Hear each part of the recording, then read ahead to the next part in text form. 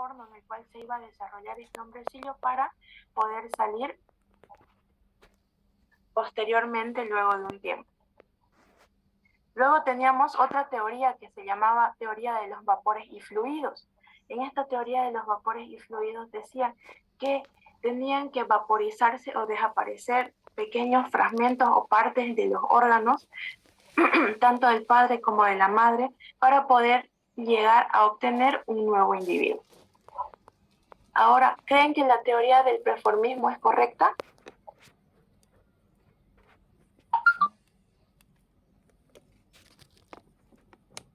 ¿Las mujeres solamente somos una incubadora para el individuo, para el nuevo individuo?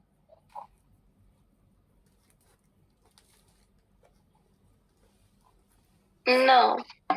No, no es cierto.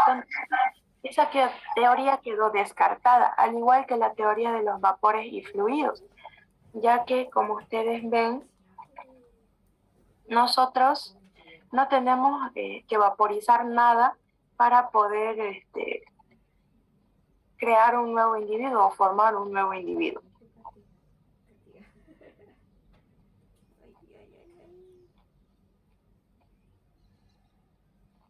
Entonces también descartamos esta teoría.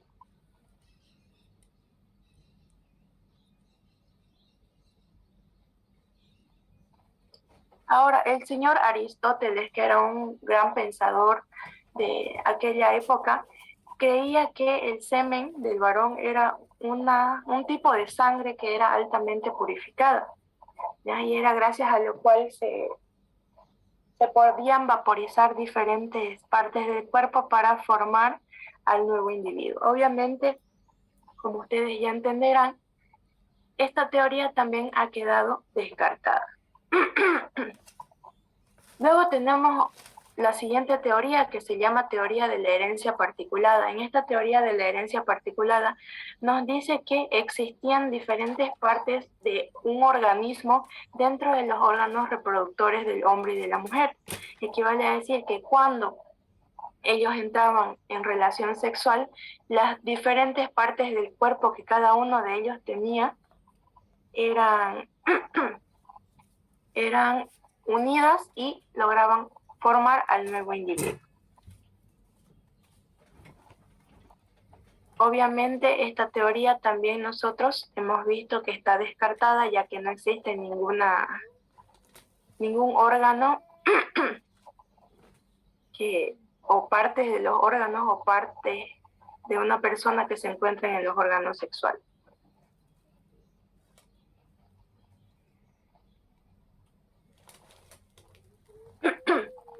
Y por último tenemos la teoría de la pangénesis.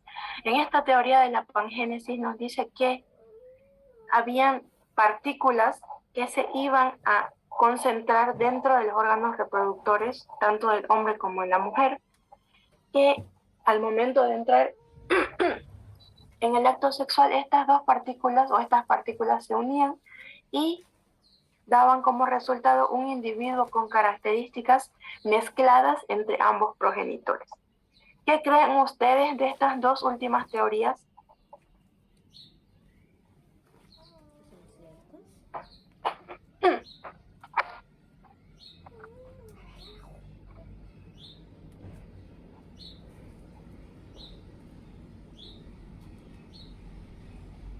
¿Qué creen de estas dos últimas teorías, chicos?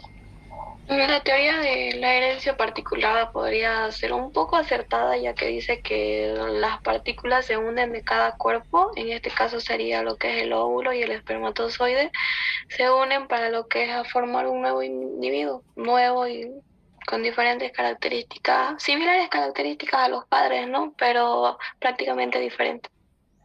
Pero en esta teoría de la herencia particulada, no se olviden que dice que existían diferentes partes del cuerpo.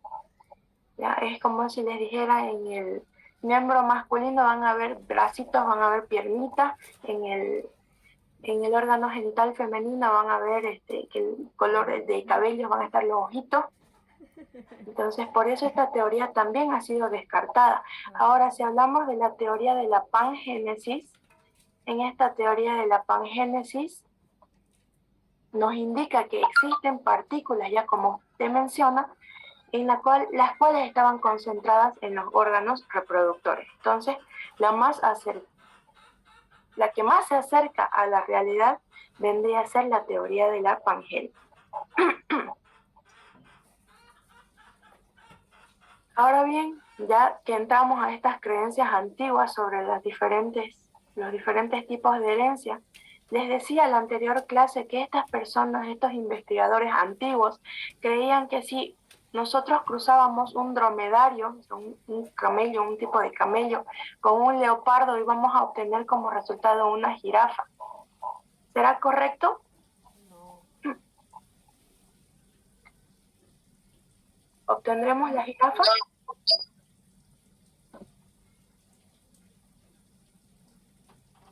Creo que no, ¿no es cierto? No podríamos nosotros obtener una jirafa de la cruza de un camello con un leopardo, o obtener un camello de la cruza de un tipo de camélido con un jabalí. Peor aún si nosotros cruzamos un camello con un pajarito para obtener un avestruz, ¿o creen que se pueda?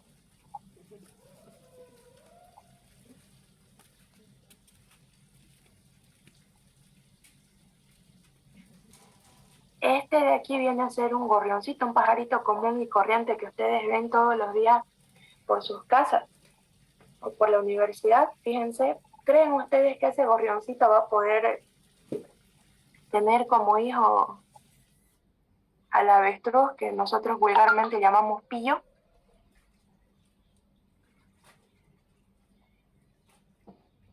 No. Básicamente no sería posible, ¿no es cierto? Lo mismo sucedía con las plantas. Ellos creían que si cruzaban un tipo de planta con otra iban a obtener un híbrido, como en el caso de cruzar una planta de acacia con una palmera para obtener un banano. Entonces todas estas creencias de a poco se han ido descartando para poder dar paso a una teoría que es realmente cierta y estudiada, las cuales nosotros conocemos hoy en día. Entonces es de aquí que surgen las teorías del padre de lo que viene a ser la genética, que es el señor Gregor Mendel. Ustedes ya conocen la historia de este señor Gregor Mendel. Era un chico, como todos ustedes, como todos nosotros, el cual quería estudiar, ¿ya? Antes solamente habían pocas profesiones, las cuales para estudiarlas, digamos, o para estudiar, eran el sacerdocio, convertirse en sacerdote, convertirse en cura, convertirse en médico, estudiar medicina, y si no, ya ocupaciones de menor importancia, digámoslo así, entre comillas, como ser carpintero, como ser agricultor y todas estas otras profesiones en las cuales no tenían que estudiar mucho. Como la familia del señor Mendel, no les diré que eran millonarios, sino que solamente tenían su cultivo, su chaco, su estancia, le dijeron a su hijo que él podía estudiar. Entonces este señor decidió entrar a un convento, bueno, no a un convento, a un seminario para poder estudiar para ser sacerdote. En esa época les pedían a todos aquellos postulantes a esos tipos de ministerios que realizaran diferentes investigaciones en el campo que a ellos más les agrade. Esto para el hecho de que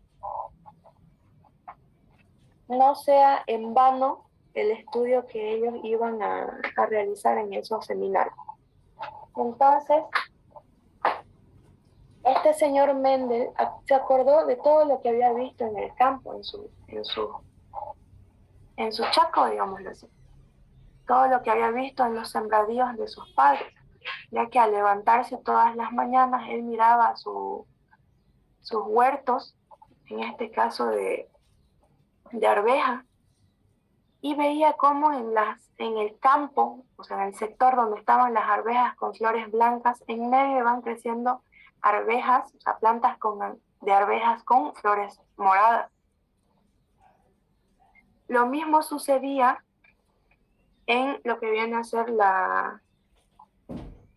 el sector donde estaban sembradas arvejas con flores blancas. Crecían arvejas, o mejor dicho, las arvejas con flores moradas, crecían también plantas de arvejas con flores blancas. Entonces este señor se preguntó por qué pasaba eso, qué era lo que sucedía para que esto se pudiera llevar a cabo.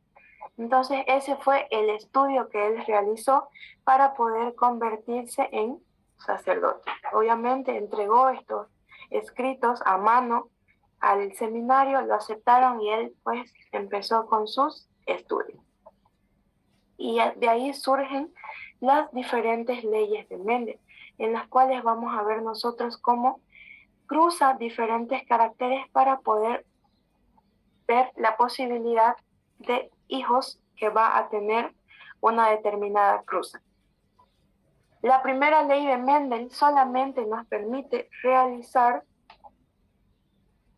lo que viene a ser la mezcla de una sola característica por cada uno de los individuos. ¿Alguien se acuerda qué era el fenotipo?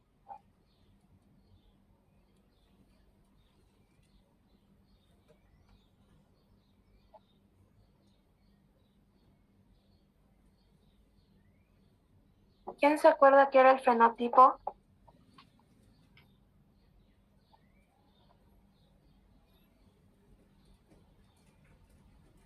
El fenotipo era un conjunto de caracteres externos que presenta un individuo, por ejemplo, como el color de pelo y el color de ojos, o sea, lo que nosotros podemos ver.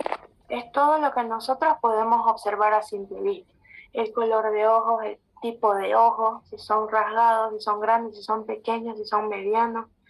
Podemos ver también el color de cabello, el color de piel, la altura, la estatura, si quieren verlo así. Todas estas características que podemos ver a simple vista. Entonces, eso viene a ser el fenotipo. Ahora, si hablamos del genotipo, ¿qué era el genotipo?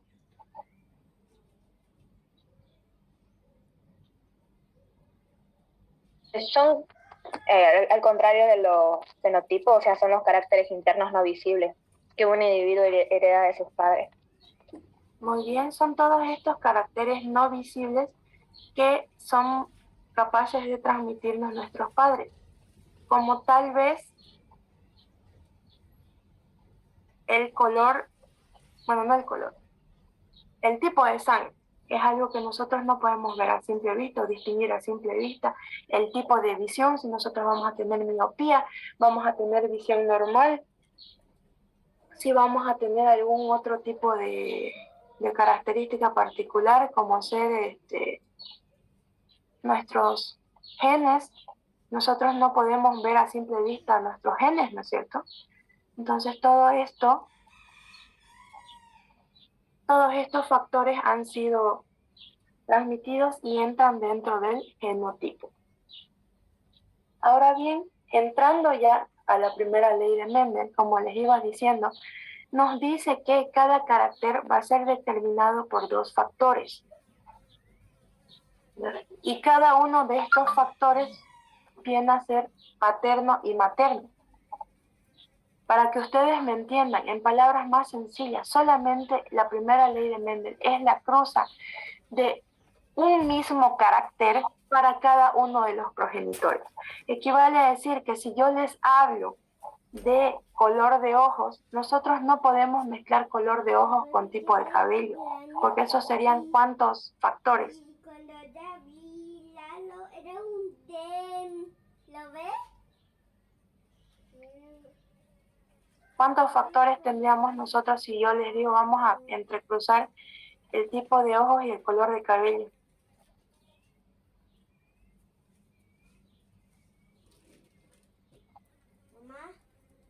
Son dos características totalmente diferentes, ¿no es cierto? Entonces, en la ley de Mendel es solo una característica por cada uno de los progenitores. Si yo les digo, a ver, su compañera Eli, con su esposo, quieren saber qué tipo de piel o qué color de piel más que todo va a tener su descendencia. Y ella me dice, yo tengo piel blanca y mi esposo tiene piel morena. Y nosotros empezamos a tomar estos datos para poder hacer el cruzamiento y darle a su compañera las posibles características de sus descendientes. Luego es que me digan, mi amiga Alejandra se casó y ella es de ojos verdes y su esposo es de ojos café. Y ella quiere saber qué posibilidad tiene de tener una hija de ojos verdes. Entonces, todas estas características, fíjense, estamos hablando de una sola característica, por cada uno de los individuos. No sé si me entendieron esta parte del concepto para la primera ley de Mendel.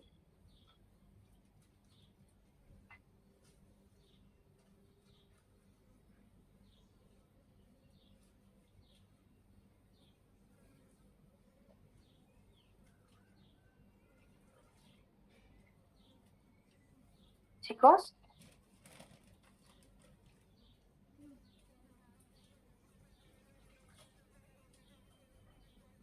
¿Nada? ¿No entendieron?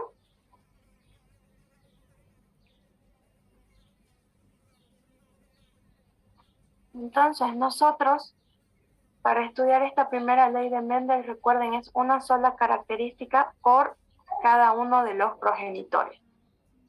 Es aquí donde nosotros podemos ver genes de tipo dominante, genes de tipo recesivo. ¿Cuáles creen que van a ser los genes que se van a expresar de generación en generación? ¿Los dominantes? Dominante. Los genes dominantes, ¿no es cierto? Todos los genes dominantes van a ser aquellos que se van a presentar de generación en generación, van a ser los genes que van a ser más transmisibles entre los individuos de una misma familia. Dentro de estos genes dominantes, chicos, nosotros tenemos dos formas de presentación. La primera de ellas viene a ser gen dominante homocigoto. Estos genes dominantes homocigotos, que son genes altamente puros, si ustedes se fijan, vienen a ser los que se van a transmitir con mayor frecuencia y los que vamos a ver en todos los individuos de una misma familia. ¿Alguien de ustedes me puede comentar qué gen dominante poseen?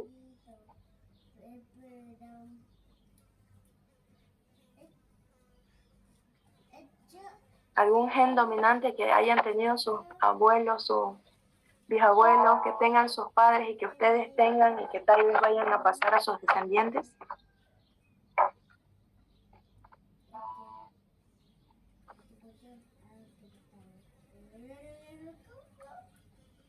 ¿Ninguno?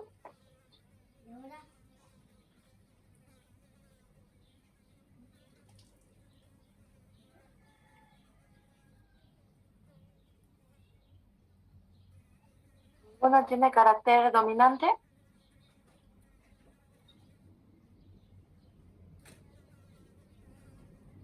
Podemos nosotros ver en la dominancia, por ejemplo, todos los individuos de una familia tienen una determinada estatura. Por ejemplo, por arriba de 1,80 m para los varones y en promedio 1,70 m para las mujeres. ¿Ya? O puede ser en el caso que les dije de mi amiga Alejandra, toda su familia, desde sus bisabuelos, sus abuelos, su madre y ella, tienen color de pelo castaño. O en este caso la característica de su esposo, que sus abuelos, su padre y él tienen cabello negro y rizado, o cabello crespo, digamos así. Entonces son todas estas características que nosotros vemos que son dominantes y que sí van a poder ser transmitidas de una generación a otra. Cuando hablamos nosotros de homocigotos, quiere decir que estas características van a tener mayor probabilidad de ser transmitidas. ¿Ya? Ahora si hablamos de gen dominante también, pero heterocigoto, Aquí ya se ve la mezcla, si ustedes observan. Nosotros aquí ya vemos la mezcla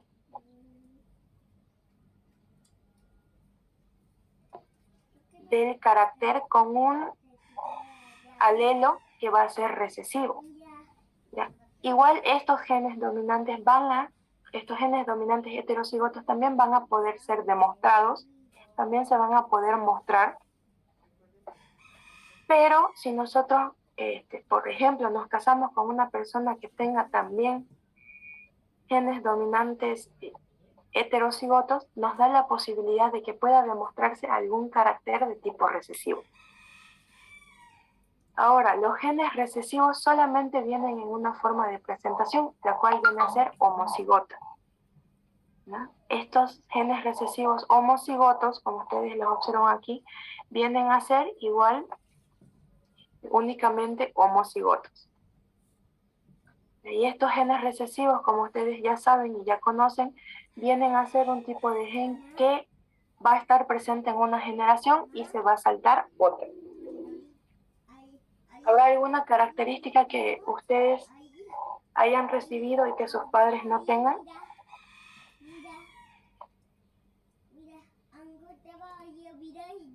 ¿Qué dicen ustedes?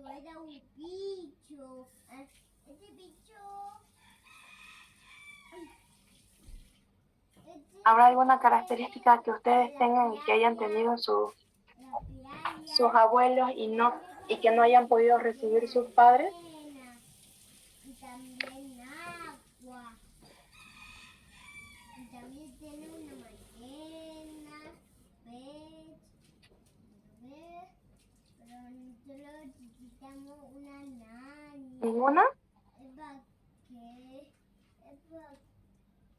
que Uno de sus compañeros me comentaba, bueno, no en esta gestión, en años anteriores, que en su familia solamente su abuelo y él tenían un color de ojos pardo. ¿Ya? Ningún otro individuo en su familia, más que su abuelo y él, tenían ese color de ojos. Ahora díganme ustedes, ¿creen que ese gen es realmente recesivo o será dominante? Recesivo. Recesivo, ¿no es cierto? Porque si hubiese sido dominante ese color de ojos, todos los individuos en su familia deberían haberlo presentado. Ahora, si ustedes se fijan, el abuelo fue el que tenía el color de ojos. El padre de este chico, de este estudiante, no tenía color de ojos café, común y corriente. Pero él sacó ese mismo color de ojos de su abuelo. Entonces fíjense cómo se salta una generación y llega a presentarse en la siguiente. A eso se llama recesividad.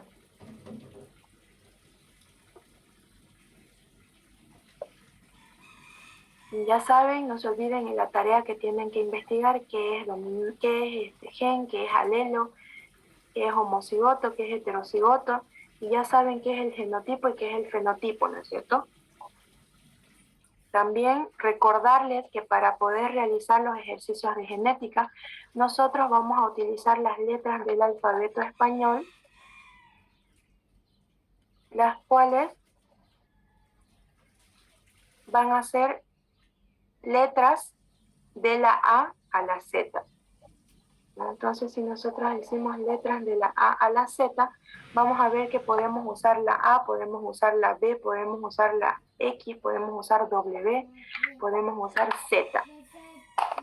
Entonces, no se olviden que para realizar ya estos ejercicios de la materia, podemos utilizar cada uno de estos 27 signos que tenemos nosotros en el alfabeto español para poder representar las características que van a ser estudiadas.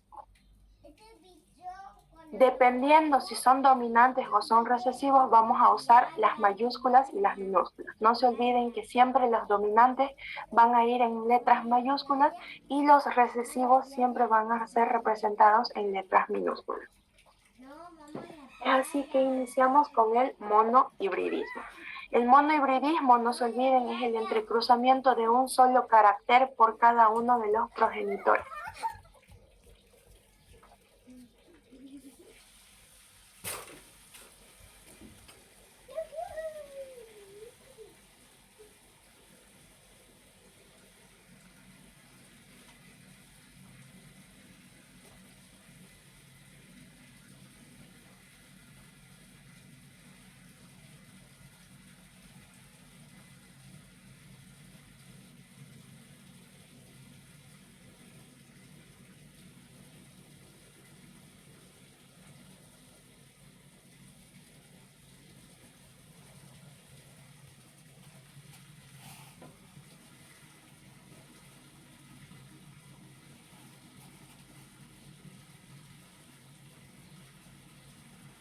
Entonces, como les iba diciendo, chicos, este monohibridismo viene a ser el cruzamiento de un solo carácter por cada uno de los progenitores.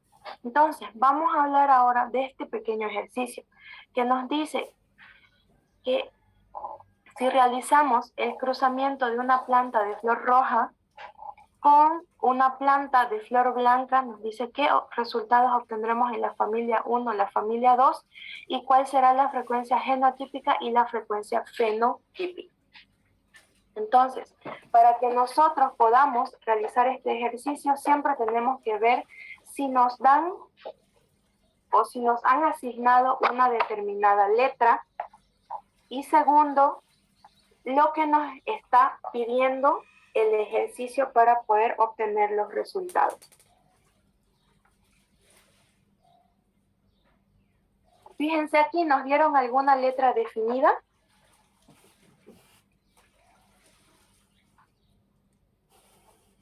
R mayúscula y R minúscula. Ya, las R mayúscula, minúscula.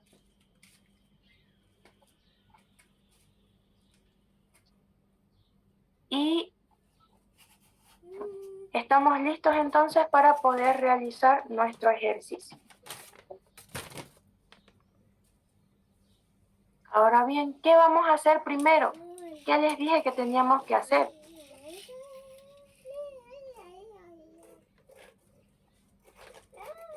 Van a disculpar, chicos, esta bendita pizarrita está a medio querer funcionar.